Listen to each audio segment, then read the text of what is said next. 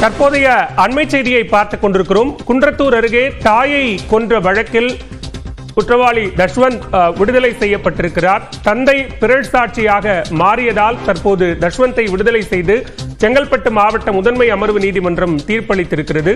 கூடுதல் விவரங்களோடு இணைகிறார் செய்தியாளர் வினோத். விவரங்களை பதிவு செய்யலாம். பாலவேல் குன்றத்தூர் அருகே தாயை கொன்றதாக மகனை கைது செய்து சிறையில் அடைத்த போலீசார் இந்த நீதிமன்றத்தில் ஆஜர்படுத்தினர். அதைத் தொடர்ந்து இன்று விசாரணைக்கு வந்த இந்த வழக்கில் தாயை அவர் கொலை செய்யவில்லை என்ற ஒரு தீர்ப்பு வெளியாகி தற்போது அவர் விடுதலை செய்யப்பட்டுள்ளார்.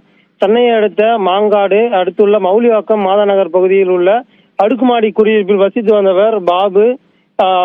அவருடைய குழந்தை ஆஸ்மி கடந்த 2017ஆம் ஆண்டு பிப்ரவரி மாதம் 5ஆம் தேதி வீட்டிற்கு வெளியே விளையாடி கொண்டிருக்கும் போது திடீரென திரும்பி மாயமானால் அந்த சம்பவத்தில் அவர் தந்தை கொலை செய்ததாக கூறப்பட்டு அவருக்கு அந்த வழக்கில் நீதிமன்றம் தூக்கு தண்டனை வழங்கியது. அதே போல் இவருடைய தாயை சிறையிலிருந்து வெளியே வந்த தஷ்வந்த் தாயை கொலை செய்ததாக ஒரு தந்தை சார்பில் புகாரானது கொடுக்கப்பட்டது. அந்த புகாரில் தற்போது விசாரணையில் விசாரித்த போது அந்த தந்தை மீது தற்போது அவர் விசாரணையில் குளறுபடி ஏற்பட்டதால் தற்போது அவரை விடுதலை செய்துள்ளனர்.